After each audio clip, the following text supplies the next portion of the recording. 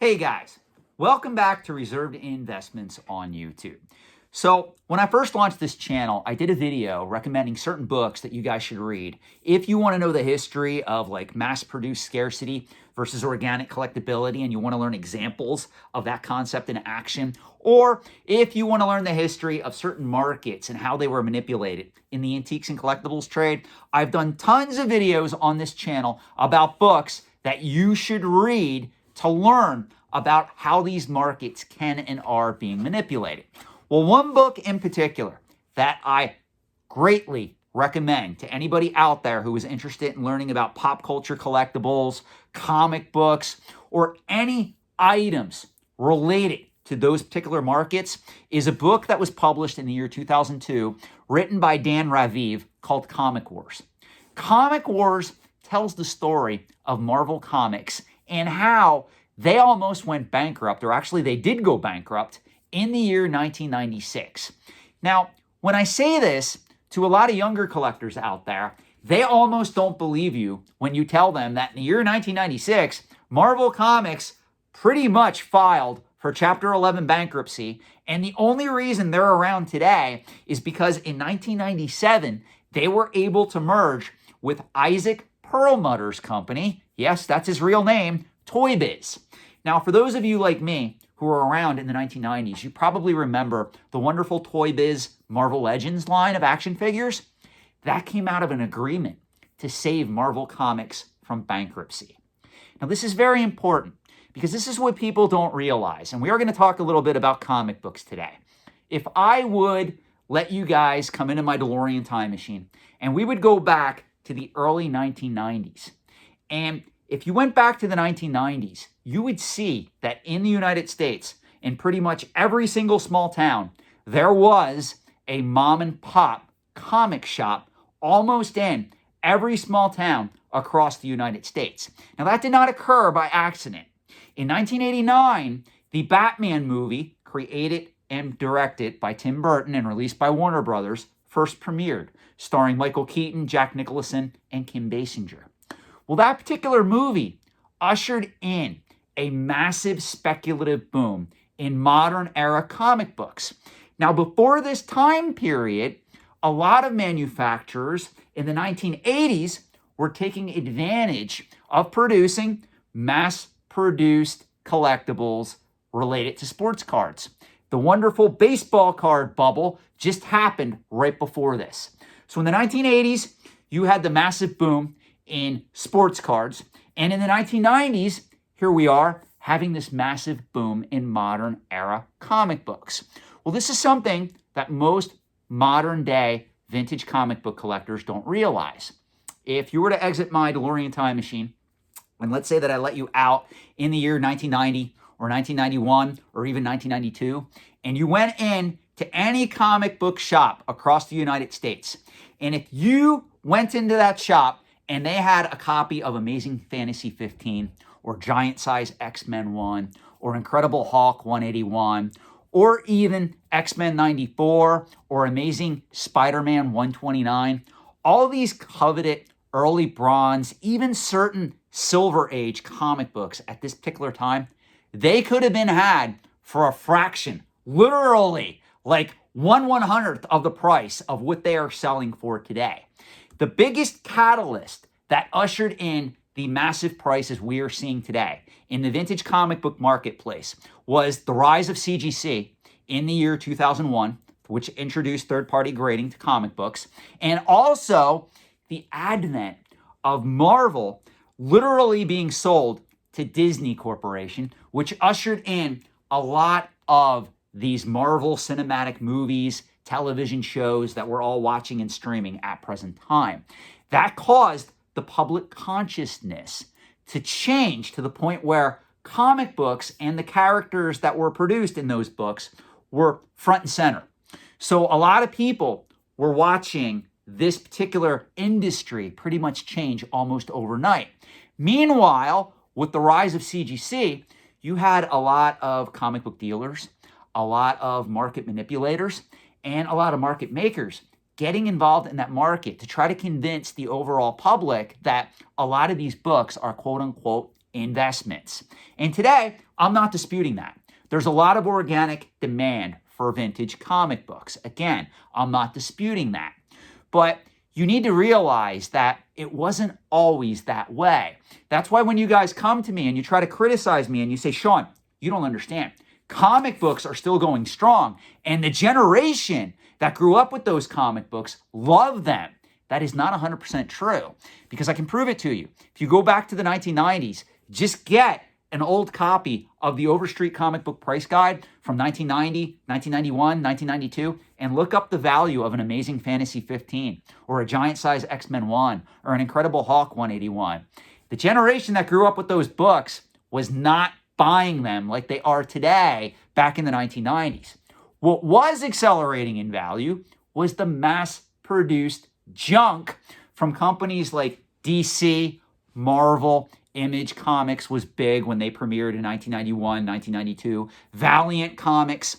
All these companies came to the market and they started releasing a lot of gimmicky products like holofoil variants, or they would start numbering comics with number 1 so that they could sell it as a first issue, the premiere issue of this new series. Or they would introduce wacky characters and they would go, hey, it's an origin comic book. Everybody needs to have the first copy of this particular comic book. Well, what these companies were also doing was they were releasing other products at this particular same time. And one of the products that they were releasing were trading cards, other collectibles, other pop culture items. In 1990, the first series of the Marvel Universe trading cards premiered. Again, they were produced by Impel Corporation. Now, this is what people are not thinking about who are investing in these items today. Are you aware that pretty much every comic shop that was open in the early 1990s got access to these Marvel Universe trading cards? Now, they estimate that literally in the 1990s, there were over 6,000 to 10,000 small, privatized mom and shop comic book stores open across the United States.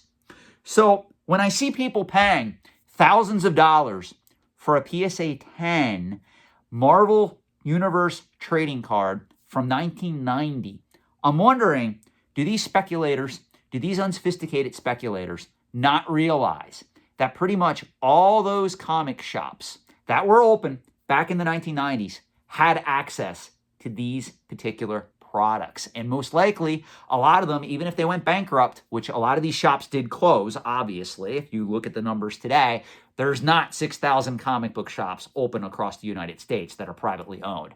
Most comic book shops are struggling. And if they weren't struggling in the 1990s, by the year 2021, they were, especially with the coronavirus and everything else transpiring in the market for retail, with going up against Amazon, the dot-com era, and the like. Even Toys R Us could not survive that, but that's a whole other story.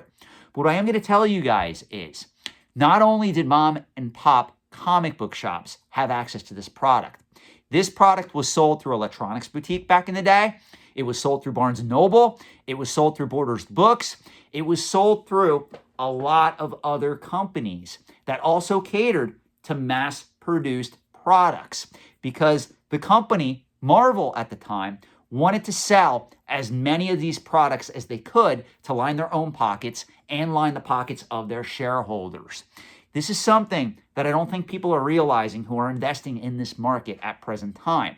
Now, another factor that is playing into this is a lot of the cards that are selling for thousands of dollars at present time are all being PSA graded. So you have a lot of people that are coming across this stuff and they're sending it in to get graded by PSA. Well, PSA has a backlog right now of 9 to 12 months on most submissions. Now, that is the person that's utilizing the standard tier.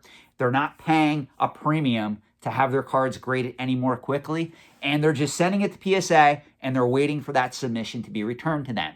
There pretty much is a 9 to 12 month backlog at present time. If you don't believe me, tune in to Scott Pratt's channel. He talks about this. Some of the other Pokemon and other collectible card game channels do bring up the backlogs for a lot of the grading companies, whether we're talking BGS, whether we're talking PSA. I don't know what CGC's backlog is for trading cards at present time, but I do know pretty much PSA is the standard for a lot of these products. So as a result, they are backlogged. Well, what is going to happen is, with a lot of the people out there that have access to these products, they're watching the market and they're going, well, gee, I can pretty much open this sealed case and I probably have 10 cards that if I sent to PSA, they would come back in PSA 10 condition that I could sell in the open market for thousands of dollars. So they're starting to send in their products to get graded by PSA. In the interim, PSA has experienced a backlog.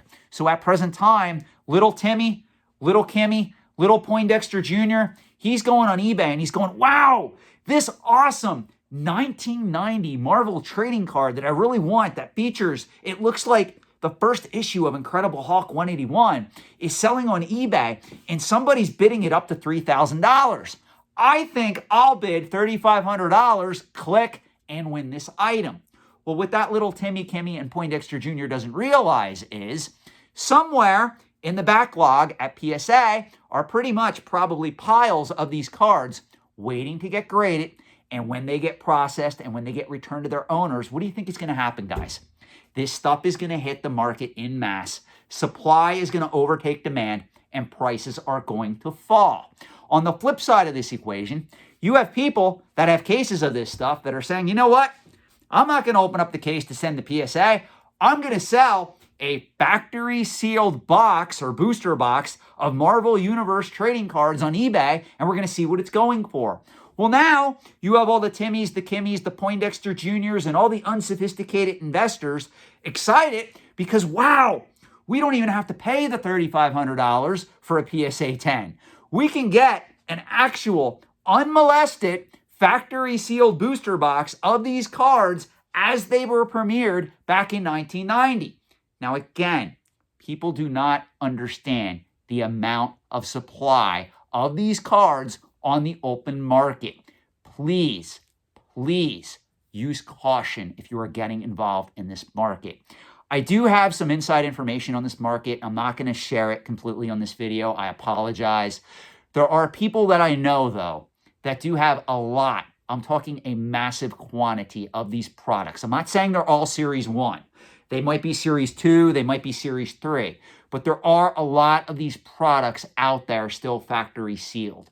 If you are looking to invest in an alternate asset class, and maybe you're sick of vintage comic books, maybe you're sick of Magic the Gathering, maybe you're sick of Pokemon, maybe you have no interest in rare coins or currency or historical artifacts, I would caution you to take a wait-and-see attitude for a market like this.